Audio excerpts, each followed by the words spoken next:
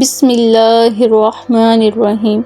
ہم میں سے بہت سے لوگ یہ سمجھتے ہیں کہ جب انسان مر جاتا ہے اور قبر میں دفن کر دیا جاتا ہے تو وہ گل سڑ کر مٹی میں مل جاتا ہے اور ہمیشہ کے لیے ختم ہو جاتا ہے اور اس کی کوئی چیز باقی نہیں رہتی، اور مرنے کے بعد اسے کسی چیز کا سامنا نہیں کرنا پڑتا۔ یہ بڑی خطرناک غلطیاں ہیں۔ حقیقت یہ ہے کہ انسان مرنے کے بعد ایک نئی زندگی میں داخل ہو جاتا ہے۔ مرنے کے بعد جو کچھ پیش آئے گا اسے قرآن حکیم اور حدیث میں وضاحت کے ساتھ بیان کیا گیا ہے۔ آج کی ویڈیو میں مرنے کے بعد جو کچھ پیش آئے گا اسے سرسری طور پر بیان کروں گی۔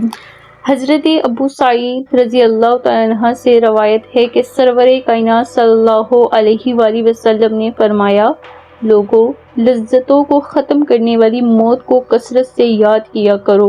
قبر ہر دن اپنے مردوں سے خطاب کرتے ہوئے اعلان کرتی ہے، میں غربت اور تنہائی کا گھر ہوں، مٹی اور کیڑوں کا گھر ہوں۔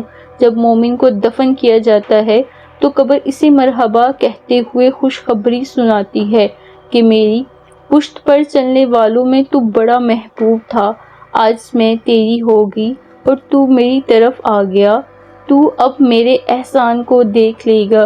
یہ کہہ کر قبر تحت نگاہ کشادہ ہو جاتی ہے اور جنت کا دروازہ اس کے لیے کھول دیا جاتا ہے، جہاں سے اس کو جنت کی تازہ ہوا آتی ہے۔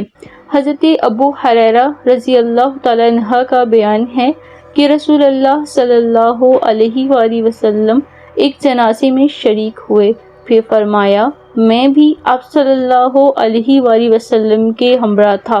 آپ صلی اللہ علیہ وآلہ وسلم ایک قبر کے پاس بیٹھ گئے اور فرمایا، یہ قبر ہر دن بآواز بلند کہتی ہے، اے آدم کی اولاد، تو کیوں مجھے بھول گیا؟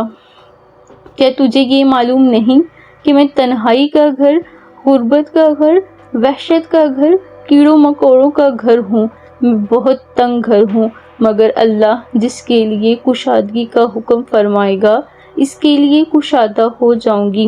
اس کے بعد آپ صلی اللہ علیہ وآلہ وسلم نے فرمایا، اے قبر، تو یا تو جنت کا چمن ہے یا پھر آگ کا ایک تندور۔ حضرت ابو حجاب رضی اللہ تعالیٰ عنہ سے روایت ہے کہ رحمت عالم صلی اللہ علیہ وآلہ وسلم نے فرمایا، مردہ جب قبر میں رکھا جاتا ہے تو قبر اس کو کہتی ہے، اے ابن آدم، تو ہلاک ہوا، تجھے کس چیز نے مجھ سے دھوکے میں رکھا؟ کیا تجھے معلوم نہ تھا کہ میں فتنہ، تاریکی اور کیڑوں مکوڑوں کا گھر ہوں؟ تجھے کس چیز نے مجھ سے بہکا کر ڈر کر دیا اور تو میری پشت پر خوب اکڑ کر چلتا تھا؟ اگر وہ مردہ نیک ہوتا ہے تو اس کی طرف سے قبر کو جواب دینے والے جواب دیتے ہیں، اے قبر، تو دیکھ تو صحیح اس کے اعمال کیسے ہیں، یہ اچھائی اختیار کرتا تھا اور برائی سے باز رہتا تھا۔ یہ سن کر قبر کہتی ہے، بے شک یہ نیک تھا، اب میں اس کے لیے سرسبز ہو جاتی ہوں۔ مردے کا جسم اس وقت منور ہو جاتا ہے اور اس کی روح اللہ تعالیٰ کی طرف بھیج دی جاتی ہے۔ حضرت عبداللہ بن عبید رضی اللہ تعالیٰ عنہ سے روایت ہے کہ رسول اللہ صلی اللہ علیہ وآلہ وسلم نے فرمایا، مردہ قبر میں بیٹھتا ہے اور ان لوگوں کے پیروں کی آواز بھی سنتا ہے جو اس کے جنازے میں قبر تک گئے ہوں۔ مردے سے اس کی قبر کہتی ہے، اے ابن آدم، تیری ہلاکت ہو، تو نے میری تنگی، بدبو اور کیڑوں مکوڑوں کا خوف نہیں کیا، اس لیے تو نے ان چیزوں سے بچنے کے لیے تیاری نہ کی۔ بدعمال مردے سے قبر کہتی ہے، تجھے میری تاریکی، میری وحشت، میری تنہائی اور تنگی، میرا غم یاد نہیں رہا؟ اس کے بعد قبر اس کو جکڑ دیتی ہے، اس کے بعد اس کی پسلیوں کی ہڈیاں ایک دوسرے میں پیوست ہو جاتی ہیں، جبکہ نیک بندے کے لیے قبر کشادہ کر دی جاتی ہے اور اس کی دائیں ایک کھڑکی کھول دی جاتی ہے جہاں سے اس کو جنت کی ہوا آتی ہے۔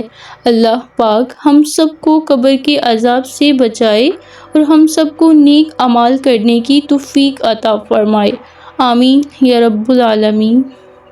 جی ناظرین، اگر آپ کو ہماری ویڈیو اچھی لگی ہو تو ہمارے چینل کو سبسکرائب کریں، ویڈیو کو لائک کریں اور کمنٹس باکس میں اپنی قیمتی رائے کا اظہار کریں تاکہ ہم مزید بہتر سے بہترین ویڈیو بنا کر آپ تک پہنچاتے رہیں۔ شکریہ۔